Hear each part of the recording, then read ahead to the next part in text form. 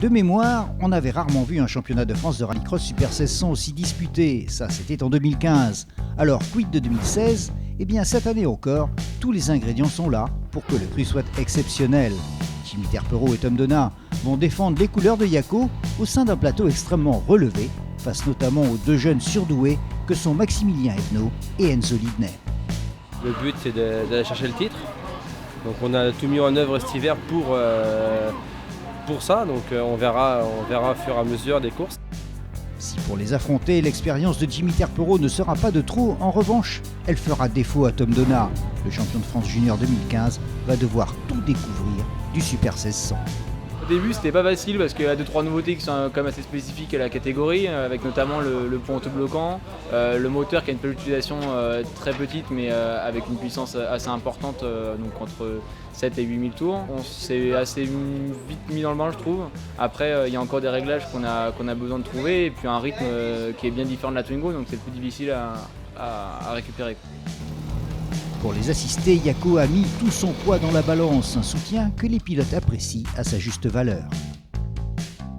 Être assisté par Yako, un pétrolier assez important, donc ça nous met en avant, vraiment, ça nous donne un coup de pouce, ne serait-ce que pour la recherche des sponsors, les gens qui viennent en spectateur et tout, voir qu'on a le soutien de Yako.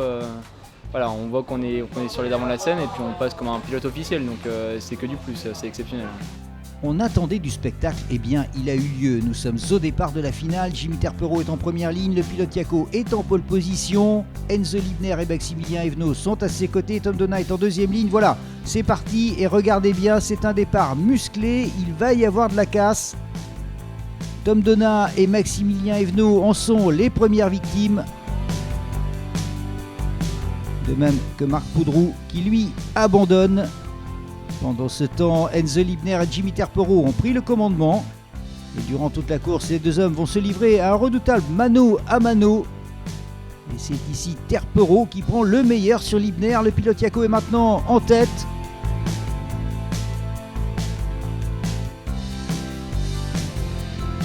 En tête jusqu'à ce que le pilote Yako soit mis hors course par Enzo Libner. Libner l'emportera, mais il sera rétrogradé à la 5e place. Laissant ainsi la victoire à Samuel Peu à cause d'effets de course. Les pilotes Yako n'accèdent pas au podium, il s'en est fallu d'en rien.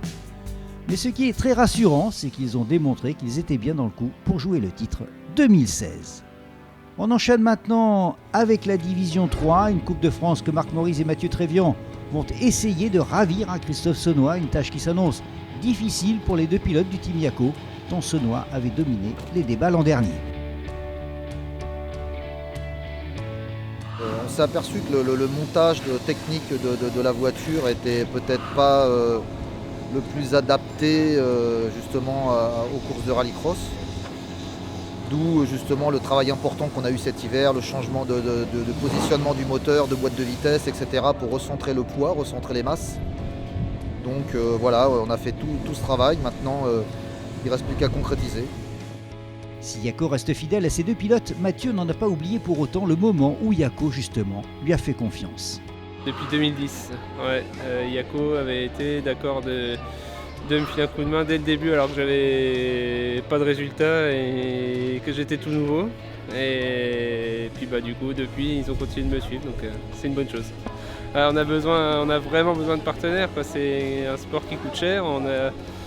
On s'investit beaucoup personnellement, compliqué de faire plus d'ailleurs, on laisse beaucoup de choses de côté pour faire de la course et malgré tout on a beau y passer beaucoup de temps, il faut quand même des partenaires pour pouvoir courir, donc c'est important de pouvoir compter sur des entreprises comme Yako pour nous soutenir. Sur sa lancée de 2015, Christophe Saunois va se montrer le plus fort lors de cette manche d'ouverture, sans pour autant avoir eu la partie facile, tant Marc Maurice et Mathieu Trévian étaient présents tout au long du week-end. Les deux pilotes Yako repartent d'essai respectivement en 2e et 3e position. On sait déjà que le titre devrait se jouer entre ces trois hommes, Saunois, Maurice, Trévian. On en termine maintenant avec la Coupe de France de Division 4 et avec la seule féminine de la catégorie, Jessica Tarrière. Engagée pour la saison complète, Jessica a été missionnée pour défendre encore une fois les couleurs de Yako au volant d'une Clio RS. Ce soutien de Yako, en fait, on en parle depuis des années, quoi.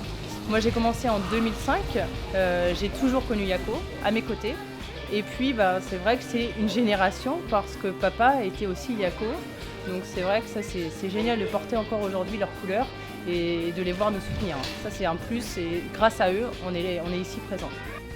Pour son retour aux affaires, après on se souvient une année 2015 ponctuée par une longue absence, Jessica finit son week-end dans le top 10, un résultat plus qu'encourageant, 10e sur les 24 pilotes inscrits en Coupe de France de Division 4. Voilà, prochain rendez-vous à Châteauroux les 21 et 22 mai. D'ici là, portez-vous bien. Salut!